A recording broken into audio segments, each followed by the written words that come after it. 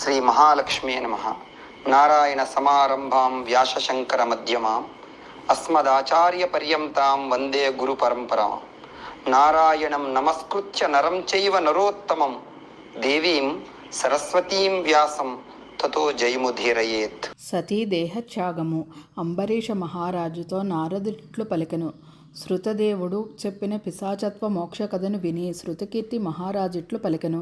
శృతదేవ మహాముని ఇక్ష్వాకు వంశరాజుగు హేమాంగదుడు జలదానము చేయకపోవటం వలన ముమ్మారు చాతకముగాను జన్మించి బల్లిగా నా గృహమును నుండెను కదా. పుణ్యమును కలిగించు యజ్ఞయాగాదులను దానములు చేసిన హేమాంగదుడు కర్మానుసారం చాతకము మున్నగు జన్మలనెత్తివచ్చును. కానీ సత్పురుషులను సేవింపకపోవుట వలన గ్రద్దగను పలుమార్లు కుక్కగను జన్మించుట మాత్రమే తగినట్లుగా నాకు తోచుటలేదు. హేమాంగద మహారాజు సజ్జనులను పూజింపలేదు కావున వానికి పుణ్యలాభము కలుగకపోవచ్చును. పరులకు పీడ కలిగించినచో బాధలు రావచ్చును. అట్టి అనర్థములు చేయలేదు కదా, అనగా పరపీడను చేయలేదు కదా. కావున వీనికి సునకాది జన్మలెందుకు కలుగునో వివరించి నా సందేహమును తీర్చగోరుచున్నాను అని అడిగిన శృతకీర్తిని మెచ్చి శృతదేవుడు ఇట్లు పలికెను. రాజా వినుము. ఈ విషయమున పార్వతికి శివుడు కైలాస శిఖరమున చెప్పిన విషయమును వినుము. భగవంతుడి లోకములన్నింటినీ సృష్టించును. వాని స్థితిని ఇహలోక సంబంధము పరలోక సంబంధము అని 2 విభాగములుగా నేర్పరచును. ఇహలోక సంబంధములకు జలసేవ, అన్నసేవ, ఔషధ సేవయని ఇహలోక స్థితికి 3 హేతువులు నేర్పరవచ్చును. ఇవి 3ను ఇహలోక స్థితికి సర్వలోకములకు ముఖ్య హేతువులు. అట్లే పరలోక స్థితికి సాధుసేవ, విష్ణుసేవ, ధర్మ మార్గ సేవయును 3ను ముఖ్య హేతువులు. ఇవి భగవంతుడు ఏర్పరిచిన విధానములని వేదములందు చెప్పబడినది.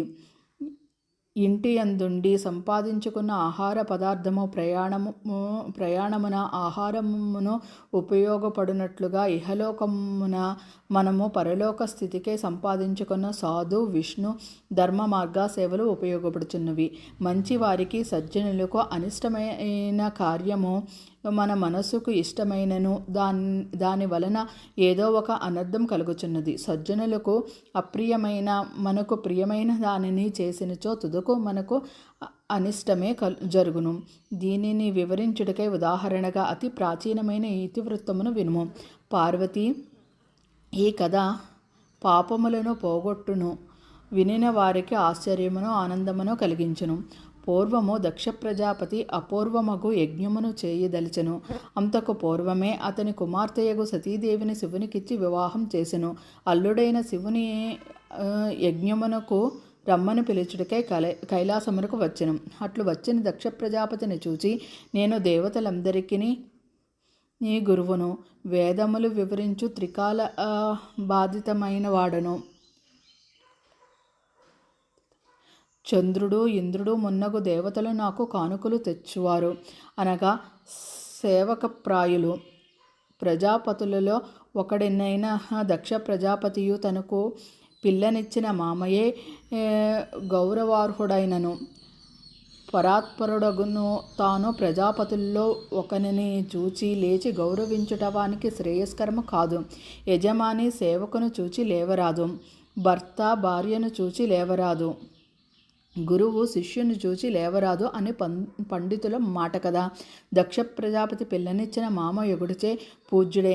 కానీ ఇచ్చట పూజ్యత్వము బంధుత్వము పట్టి వచ్చినదగుటచే సర్వోన్నతుడు సర్వోత్తముడు దేవదేవుడు అగు శివుడు లేచి నిలుచుండుట గౌరవించుట, శిష్యుని చూచి గురువు లేచినట్లుగా, భార్యను చూచి భర్త లేచినట్లుగా, సేవకుని చూచి యజమాని లేచినట్లుగా ధర్మ విరుద్ధముగా నుండును. కావున తాను లేచి నిలుచుండి గౌరవించుట దక్ష ప్రజాపతికి శ్రేయస్కరం కాదు. లేచినచో యజమానులు మున్నగు వారు లేచి సేవకాదులు గౌరవించుట వంటిది. ఇట్లు చేయుట వలన సేవకాదుల ఆయువు, ధనము, కీర్తి, సంతతి మున్నగువు వెంటనే నశించునని తలచిన పరమేశ్వరుడు మామయ్యగు దక్ష ప్రజాపతి వచ్చినను మామగారుగా పూజ్యుడైనను దక్షుని శ్రేయస్సును కోరి లేవలేదు. కానీ పరమేశ్వరుడంతటి వాని ఆలోచనా శక్తిని ఔన్నత్యమును గమనింపజాలని దక్ష ప్రజాపతి ధర్మ సూక్ష్మముగా గమనింపలేక అల్లుడు తనను గౌరవింపలేదని శివునిపై కోపం తెచ్చుకొనును. కోపమును ఉద్రేకమును ఆపుకొనజాలని అతడు శివుని ఎదుటనే ఇట్లెనును. ఓహో ఎంత గర్వము! ఓహోహో ఏమి ఈ గర్వము! దరిద్రుడు, తనను తాను తెలుసుకొనజాలని అవివేకి ఈ శివుడు. ఇతనికి తనకంటే మామమాన్యుడను, వివేకము లేని అవివేకి ఈ శివుడు. ఇతడెంత భాగ్యవంతుడో గదా! ఈశ్వరుడును పదమును నైశ్వర్యమును కలిగియున్నాడు. అతని ఐశ్వర్యం ఎంత గొప్పదో కదా! వయస్సెంతో తెలీదు. శుష్కించిన ఒక్క ఎద్దు వీని ఐశ్వర్యము. పాపము కపాలమును ఎముకలను ధరించి వేదబాహ్యులగు పాషాండముల చేత పూజింపబడువాడు. ఇతడు వృధా అహంకారుల దైవము. ఇట్టివాడిచ్చు మంగళమేమియుండును? లోకములు శాస్త్రములు లోకముల్లో ధర్మాచరణము అంగీకరింపవు. దరిద్రుడై చలికి బాధపడుచు అతని అపవిత్రమగు గజ చర్మమును ధరించును. నివాసము శ్మశానము, అలంకారమా సర్పము. ఇది ఐశ్వర్యము. ఇతడీశ్వరుడు పేరు శివుడు. శివశబ్దార్థము నక్క. ఆ నక్క తోడేలును చూచి పారిపోవును. శివాయను శబ్దమే వీని ధైర్యమును వివరించును. సర్వజ్ఞుడు పేరు కలదు, కానీ మామను చూచి నమస్కరింపవలయనన్న జ్ఞానము లేని అజ్ఞాని. భూతములు ప్రేతములు పిశాచములు వీని పరివారము. ఈ పరివారము ఎప్పుడూనూ విడువడు. వీని కులమేమియో తెలియదు. మరియు ఇతడు పరమేశ్వరుడు. సజ్జనుల్లో తనని దైవముగా అంగీకరింపరు. దురాత్ముడగు నారదుడు వచ్చి చెప్పగా విని నేనతనిని నా కుమార్తెయగు సతీదేవినిచ్చి మోసపోతిని. ధర్మ వ్యతిరిక్తమైన ప్రవర్తన గల ఇతనిని వివాహమాడిన నా కుమార్తెయగు సతీదేవి వీనన్నింటినీ యుండి ఈ సుఖములు అనుభవించుచుండుగాక. ఇట్టి అతడు వీనిని వివాహమాడిన నా కుమార్తె వీరిద్దరును మాకు మెచ్చదగిన వారు కారు. నీచ కులము. వాని యొద్దనున్న పవిత్ర కలశము విడువదగినట్లయినది. వీరు నాకు విడువదగినవారు అని బహువిధములుగా పరమేశ్వరుని నిందించును. కుమార్తెగు సతీదేవిని అల్లుడును పరమేశ్వరుని యజ్ఞమునకు పిలవక తన ఇంటికి మరలిపోయిను. యజ్ఞవాటికను చేరి దక్ష ప్రజాపతి ఋత్వికులతో కలిసి యజ్ఞమును ప్రారంభించును. పరమేశ్వరుని నిందించుచునే ఉండును. బ్రహ్మ విష్ణువు తప్ప మిగిలిన దేవతలందరూ దక్షుని యజ్ఞమునకు వచ్చిరి. సిద్ధులు, చారుణులు, గంధర్వులు, యక్షులు, రాక్షసులు, కిన్నెరులు, వారు వీరనల నేల అందరూ వచ్చితిరి. పుణ్యాత్మురాలగు సతీదేవి స్త్రీ సహజమగు చాంచల్యముచే ఆ యజ్ఞమును చూడవచ్చిన బంధువులను చూడవలనని తలచెను. పరమేశ్వరుడు వలదని వారించినను స్త్రీ స్వభావం అనుసరించి యజ్ఞమునకు వెళ్ళదలచెను. పరమేశ్వరుడు పలికిన ప్రతి మాటకు సమాధానము చెప్పెను. అప్పుడు పరమేశ్వరుడు, ఓ సుందరి, నీ తండ్రియగు దక్షుడు నన్ను సభలో నిందించెను. సహింపరాని ఆ నిందను విని నీవు శరీరమును విడిచెదవు సుమా. ఆ నీ తండ్రి చేయు నిందను విని ఈ గృహస్థ ధర్మము అనుసరించి సహింపవలయును.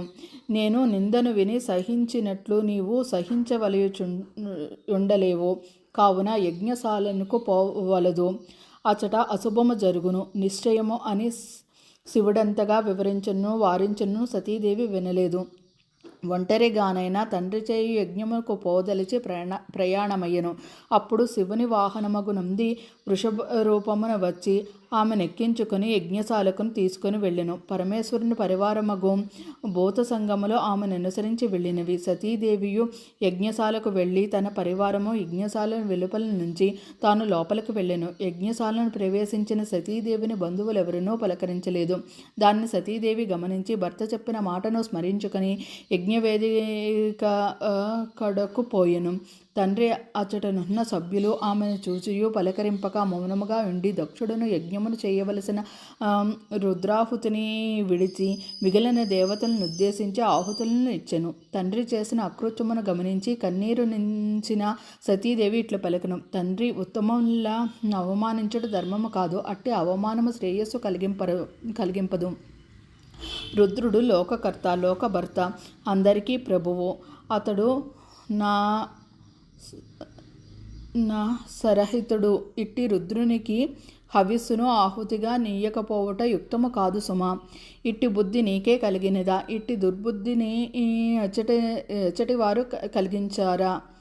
ఇచ్చటి వారెవరునూ నీవు చేయు పని మంచిది కాదని చెప్పకపోవుట ఏమి? విధి విధానముగా వీరికి ముఖ్యమైనదా అని సతీదేవి పలికెను. సతీదేవి మాటలు విని సూర్యుడు నవ్వెను. అచ్చటనున్న భృగు మహర్షి సతీదేవిని పరిహసించుచు తన గడ్డములను చమురుకొను. కొందరు చెంకలు కొట్టుకొనిరి, మరికొందరు పాదములు తొడలను కొట్టుకొనిరి. ఆ విధముగా సభలోని వారు దక్షుని సమర్థించుచు సతీదేవిని పరిహసించుచు విచిత్ర వికారములు ప్రదర్శించిరి. విధివ్రాతకు లోబడిన దక్షకుడు ఆమెను శివుని బహువిధములు నిందించెను. రుద్రాణియగు సతీదేవి దక్షుని మాటలు విని కోపించి భర్త నిందను విన్నందులకు ప్రాయశ్చిత్తముగా యజ్ఞశాలలోని వారందరూ చూచుచుండగా యజ్ఞవేదికలోనున్న అగ్నికుండమును శరీరమును విడిచెను. ఆ దృశ్యమును చూచిన వారందరూ హాహాకారములు చేసిరి. పరమేశ్వరుని పరివారముగు ప్రమదులు పరుగున పోయి పరమేశ్వరునికి ఆ విషయమును తెలిపిరి. వైశాఖ పురాణం 9వ అధ్యాయం సంపూర్ణం.